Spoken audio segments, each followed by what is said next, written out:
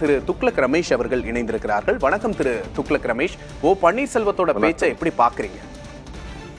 தேசிய ஜனநாயக கூட்டணியை வலுப்படுத்துவதற்காக பாரதிய ஜனதா கட்சியினுடைய மேலிட தலைவர் மத்திய மூத்த அமைச்சர் திரு பியூஷ் கோயல் அவர்கள் சென்னை வந்து அதிமுக பொதுச் செயலாளருடன் முதல் கட்ட பேச்சுவார்த்தை நடத்தியுள்ள நிலையில் ஆரம்பத்திலேயே ஒரு பின்னடைவாக இதை நான் பார்க்கிறேன். திரு பன்னீர்செல்வம் தரப்பினருக்கு 3 தொகுதிகள் தருவதாக கூறப்பட்டதாக நான் அறிகிறேன். திரு பன்னீர்செல்வம் கடந்த பல மாதங்களாக அதிமுகவிலிருந்து நீக்கப்பட்டவர்கள், பிரிந்தவர்கள் ஒன்று சேர வேண்டும், இவர்கள் எல்லாம் அதிமுகவில் இணைத்துக் கொள்ளப்பட்டு உரிய அங்கீகாரம் தர வேண்டும் என்பதுதான் கோரிக்கையாக முன்வைத்து வந்தார். அது இன்றைக்கு திரு எடப்பாடி பழனிசாமியால் அதிகாரபூர்வமாக நிராகரிக்கப்பட்டிருக்கிறது என்று தோன்றுகிறது. ஆகவே இது ஓபிஎஸ்ஐ தொடர்ந்து திரு டிடிவி தினகரனும் இந்த அணியில் இணைவதற்கான வாய்ப்பு மிக மிக குறைவு என்று நான் பார்க்கிறேன். ஆகவே தென் மாவட்டங்களில் அதிமுக பாஜக கூட்டணி பலத்த சேதாரத்தை சந்திக்கும். அதிமுக தேசிய ஜனநாயக கூட்டணிக்கு இது ஒரு மிகப்பெரிய பின்னடைவு அப்படின்னு சொல்லியிருந்தீங்க. ஏற்கனவே டிடிவி தினகரன் வந்து எடப்பாடி பழனிசாமி இருக்கிற எடப்பாடி பழனிசாமியை முன்னிலைப்படுத்துற கூட்டணியில நாங்க இணைய மாட்டோம் அப்படின்னு சொல்லியிருந்தாரு. ஓபிஎஸும் தற்போது அதே முடிவை எடுத்திருக்கிறதா பார்க்கலாமா? இது என்ன மாதிரியான தாக்கத்தை ஏற்படுத்தும்? அவர்கள் இருவரும் தமிழக வெற்றி கழகம் நோக்கி நகர்கிற ஒரு வாய்ப்பை இது உருவாக்கும். ஏற்கனவே அதிமுகவின் வாக்கு வங்கியில் திரு விஜய் சேதாரம் ஏற்படுத்துவார். இது மேலும் அதிமுகவில் இருந்து தேர்தல் நேரத்தில் கூட்டணி வலுப்பெறவில்லை என்றால் மேலும் சில பிரமுகர்கள் தாவேகா நோக்கி நகர்வதற்கு வழி ஏற்படுத்தி கொடுக்கும். திரு எடப்பாடி பழனிசாமியின் பிடிவாத போக்கு காரணமாக அந்த கட்சி சரிவை சந்திக்கும்.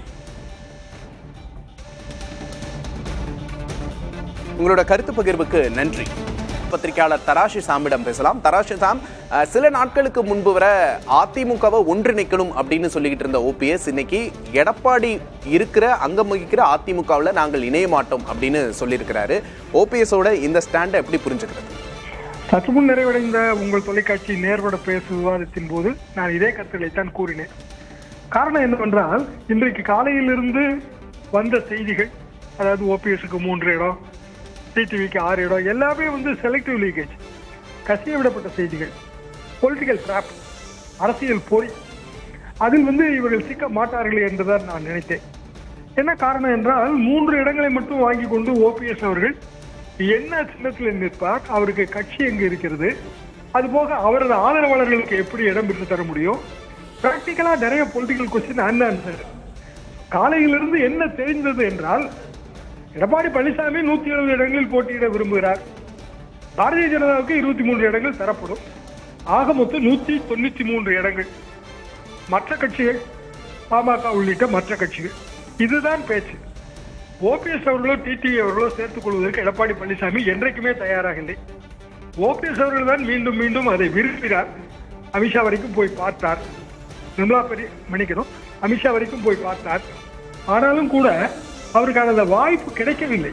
அப்படி என்றால் இன்னமும் அவர் ஒத்தி போட்டால் அவருடன் இருப்பவர்கள் பலரும் வந்து ஓடி போய் விடுவார்கள்.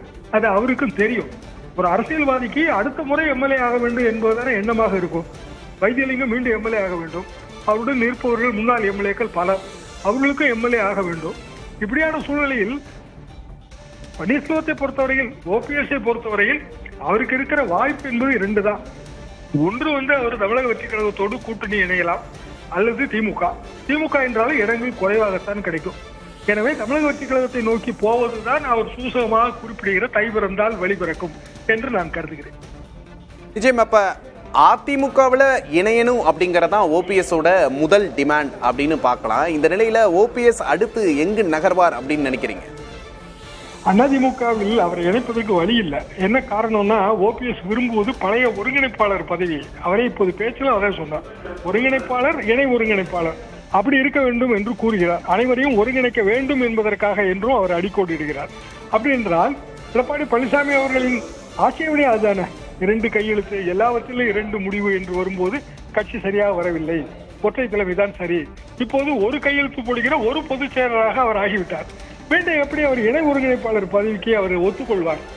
எனவே இது வந்து நடக்காத காரியம். ஓபிஎஸ் அவர்களுக்கும் அது தெரியும். ஆனால் அவர் பாரதிய ஜனதாவை காயப்படுத்த விரும்பவில்லை. பாரதிய ஜனதா முயற்சி செய்தது, எடப்பாடி பழனிசாமி தான் அந்த முயற்சிக்கு முட்டுக்கட்டை போட்டார். இப்படியான ஒரு சொற்சித்திரத்தை, அரசியல் சித்திரத்தை வரைவதற்கு ஓபிஎஸ் அவர்கள் முயற்சிக்கிறார்கள். எனவே நாளைக்கு வேறு கூட்டணி மாறினாலும் பாரதிய ஜனதா மனதளவில் வருத்தப்படாது. அவருக்கு நிறைய டெல்லி தொடர்புகள் இருக்கின்றன.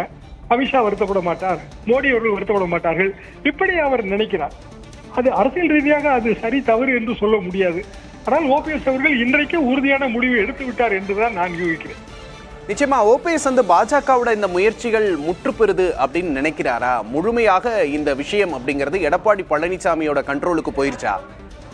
கண்டிப்பாக பாரதிய ஜனதாவின் எல்லா முயற்சிகளும் இன்றைய தேதிக்கு காலாவதியாகிவிட்டன.